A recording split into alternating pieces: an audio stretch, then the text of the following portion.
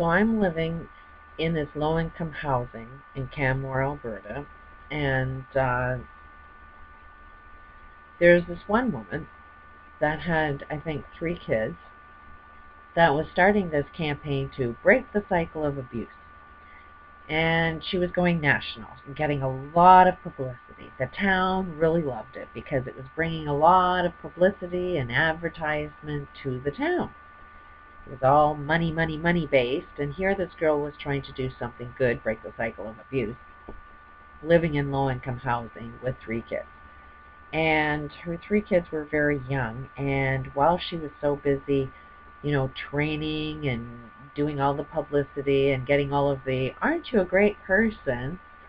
Generally, there's patterns within these nonprofits. Everybody that's trying to do something good, activism, usually there's something they're doing wrong, and that is the most insulting thing. I always insult people.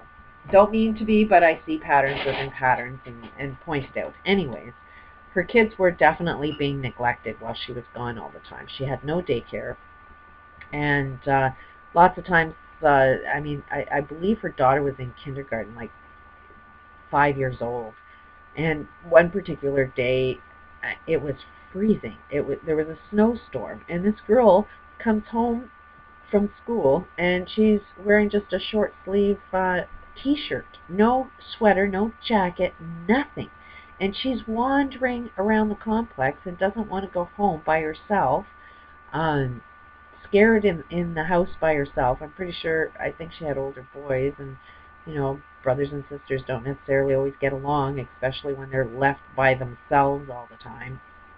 So the community that I was living with in low-income housing, the mentality there, a lot of people were trying to offer her free daycare, which she never really worked with anybody. She never really, everybody that was trying to help her out had problems with her even trying to accept the help. And it was really hard to do what was best for these kids. So I was living in a neighborhood where everybody did want to do the right thing, but the right thing was not being done. And I was out in the neighborhood, nice sunny days, some days, and we were out there with our kids, and we'd be talking about what was going on, and everybody was in agreement that something had to be done. I've even offered the kids to come into the house and look after them, especially if it was dark, but never took me up on my offer. And so you're seeing these kids suffer. And at the same time, everybody in the neighborhood was too scared to make the phone call. So I figured, well, I will. So I made the phone call. Somehow everybody figured out it was me that made the phone call. So I started getting majorly harassed for caring about these kids. Ironically, the very next day, this girl gets her kids enrolled in daycare. So now they do have a babysitter. She has to pay attention to the care of her children now. So something positive came out of it. But then a ton of abuse was being forced on my own children by our neighborhood, by the landlord, by the town, got evicted, had things stolen from our house. My kids' bikes were stolen. They would do whatever. It was just pure friggin' hell for several months. There was no justification in getting me evicted.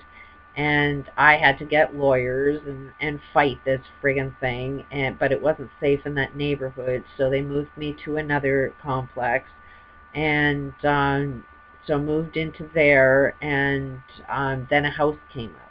So I ended up moving into a low-income house that was in the neighborhood of all of these other wealthy people. So now I'm living amongst wealthy people, like in that mindset instead of the low-income housing type mindset.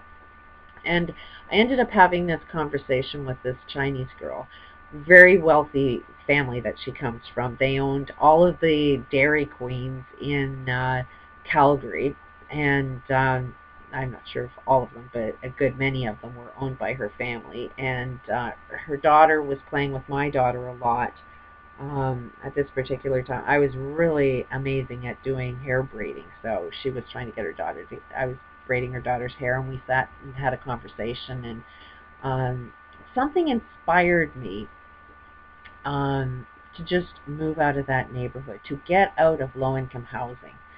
So it was just this magical thing that popped into my head that I was getting a house, that I no longer was going to live in low-income housing, that I was going to purchase a house. So here I am, low-income housing. My husband was working for minimum wage jobs that was not covering any expenses at all. We were being subsidized again by a welfare system.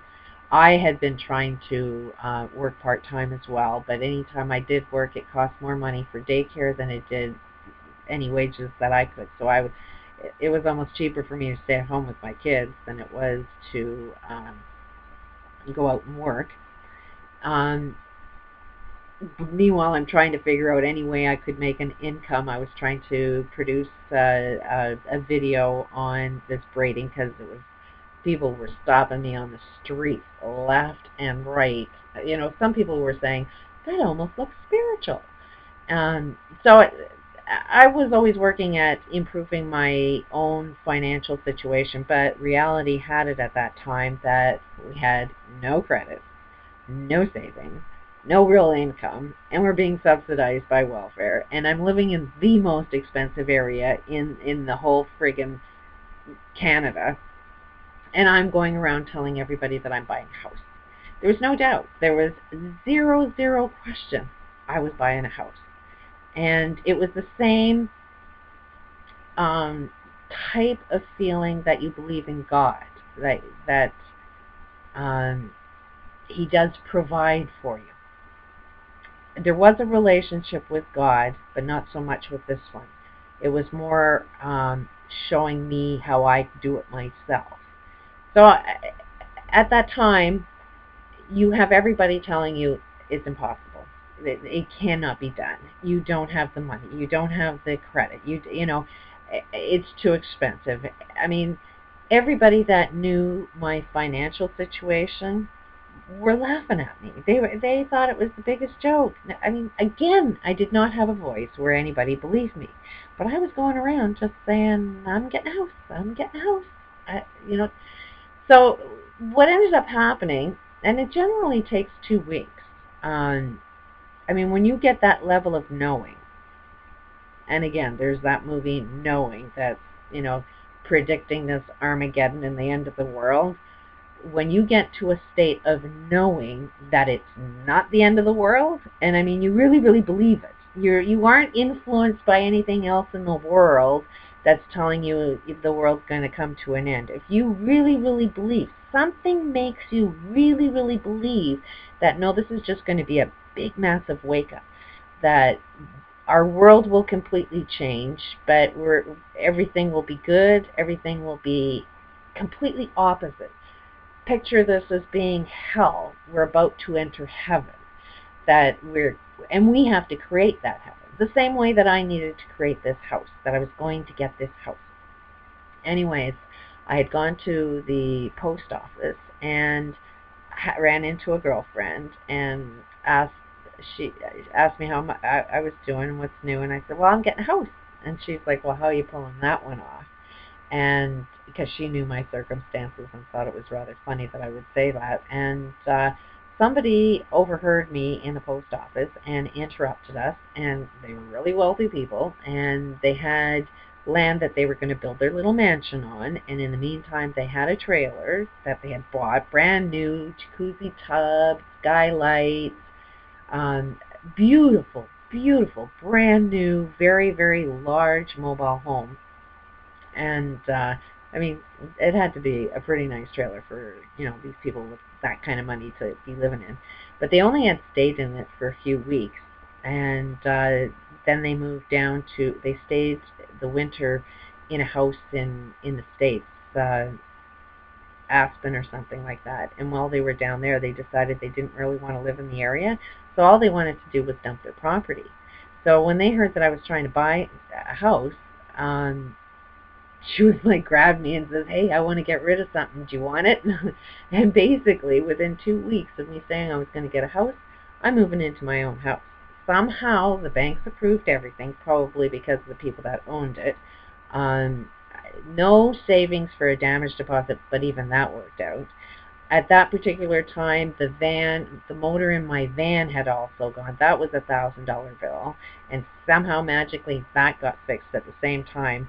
It was like I was so bombarded with so many things that just were coming my way, I couldn't even tell how everything worked out. I know that my ex was working at a job that he couldn't necessarily afford. I also was a foster mom. I had taken in a child that was given up for adoption, and he was about 12 or 13 at the time. Really, really a child with a lot of problems, but constantly would never leave my house. And so I know I was making a little bit of income taking that child in, so that probably helped quite a bit in the expenses.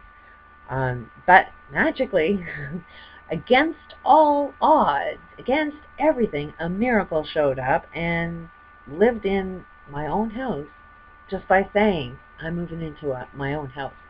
So there was another example of how you create things. You know, how did that happen? What is the science behind that made that happen? So this is what I wanted to study and see if I can repeat that at will. Because if you can repeat it at will, then you know what truth is. You know what the name of the game is. So by this time, I'm starting to learn that, okay, it has to be something that is in perfectly alignment with yourself. Some things that you want to get can create hell for yourself.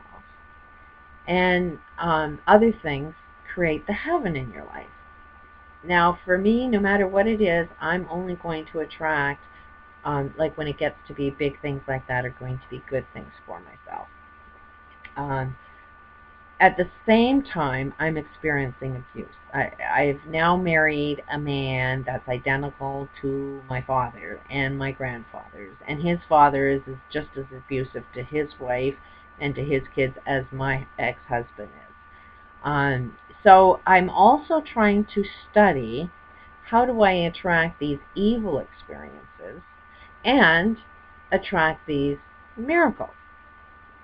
So there is a difference between when you do attract the good things, how can you tell that it is a good thing and not an evil thing? For me, it was really easy because as soon as it showed up, I could tell instantly that ain't going to be a fun thing.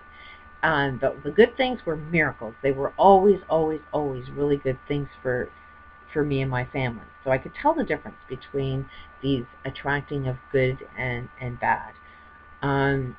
But the next story I'm going to share with you is definitely a massive God story. And we had moved this trailer into a different area. The marriage started to get even more abusive.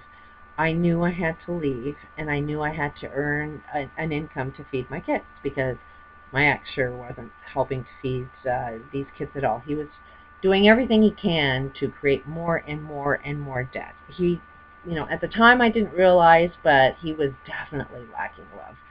And the more he lacked love, the more I would criticize him. It was like I did the wrong thing, but I didn't know it. Instead of listening to his voice, well, if he even knew his own voice, if he knew how to ask what it is that he wanted, then I could have had a lot more understanding. But you have to get into this understanding that I have now. I had to go through this whole hell experience to find out, oh, now I get it. And it's like, this is where we got to be with this whole global experience, is that you got to go through the hell experience, and then if you gain the right information, if you read this book, listen to these videos, you will gain some information to find out yourself, your purpose, why you're here on this planet. You'll understand why all of this hell is going on. You'll see how you are playing the role in all of this hell, and then you'll just know better. So that's basically where I was coming from. Is I didn't know any better, but my ex was definitely dealing with a massive level of lack of love. I'll continue on another tape.